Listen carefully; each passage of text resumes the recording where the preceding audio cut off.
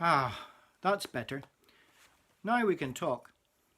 Hi folks, the subject of today's video is, would Jesus wear a mask? And should you? I was in a coffee shop the other day, and to approach the counter I had to wear a mask.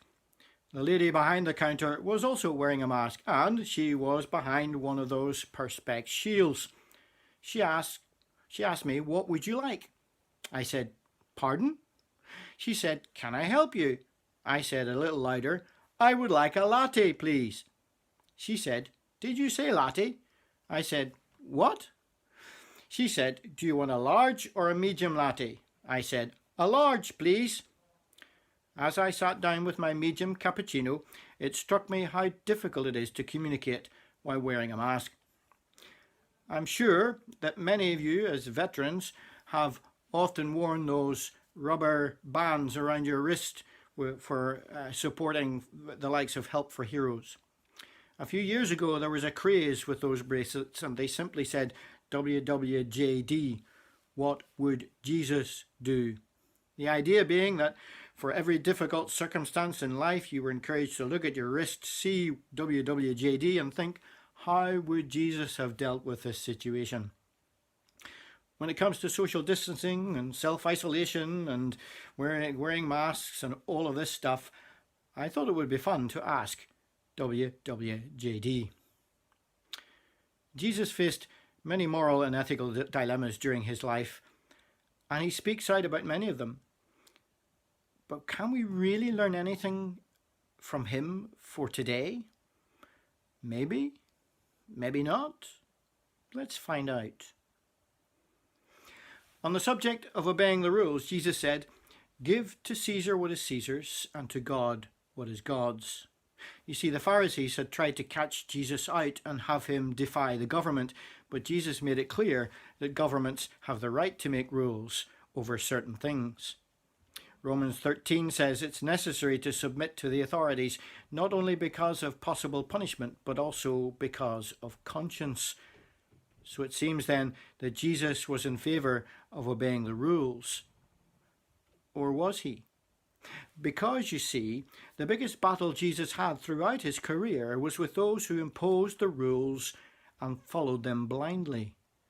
"Woe to you, Pharisees," he said 5 times in the book of Luke, comparing the rulers to snakes and whitewashed tombs, all clean on the outside but filthy on the inside.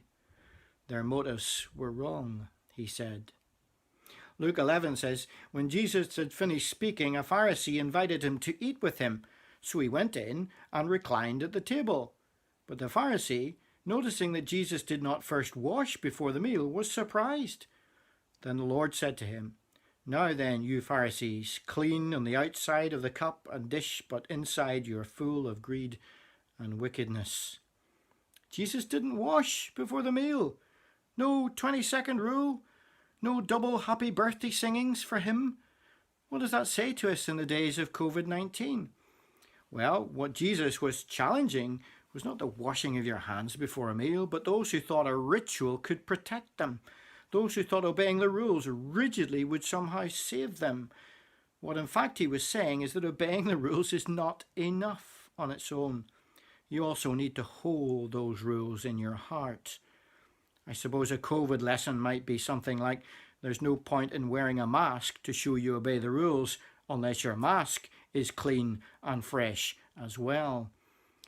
In the same way, there is no point in pretending to be religious until you're prepared in your heart to live your life for God. What about social distancing then? Did Jesus have anything to say about that? In Matthew 18 he says, "For where 2 or 3 come together in my name, there am I with them." Where 2 or 3 are gathered. He didn't say 6 or 2 extended households or anything else. He said 2 or 3 were enough. However, in Hebrews 10 we're told, "Let us not give up meeting together as some are in the habit of doing, but let us encourage one another." If we are to encourage one another, we need to meet with one another. Zoom or Skype are not enough. Jesus also commanded, as he ate his Last Supper, that his followers should take bread and drink wine as regularly as possible in remembrance of him, what we call communion or the Lord's Supper. So Jesus' priorities were very clear. We are to meet regularly in order to encourage one another and remember him. And I think this is where Jesus' priorities are at odds with our government. At the moment, I can eat as much bread and drink as much wine as I like in a pub or a restaurant, but as a Christian, I'm not allowed to take communion in church. And yes, I've suggested we move the church to the pub to get around the rules. At the moment, my children are allowed to go to school, but not to Sunday school. I can give them a secular education, but not a spiritual education. I can pray with someone over a cup of coffee in Costa Lotta, but I can't pray without a mask on in church, nor even have a cup of coffee in church. This is wrong.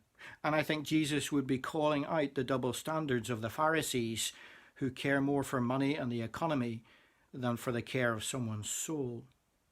If the rules really do protect us, they should be applied universally to church and pub, to prayer meeting and coffee shop. And they're not being done. It's not being done that way. What about the subject of Mass then? What would Jesus do? Jesus touched lepers. He cared for the sick. He helped the helpless. He spent time with the outcasts. He healed those with contagious diseases.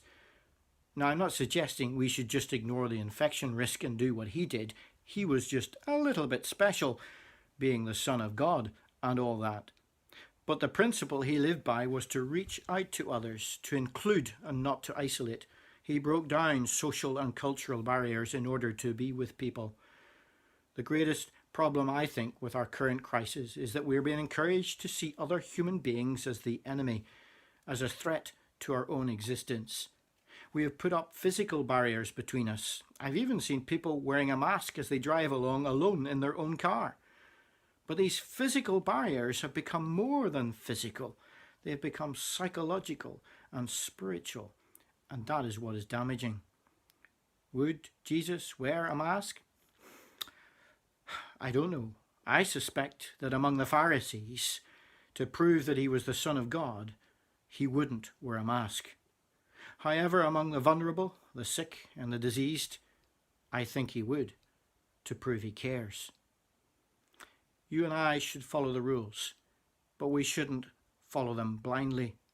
We should make every effort to make sure that the barriers between us are only physical and that they don't become barriers of fear and superstition. God bless. Ta-ta for now.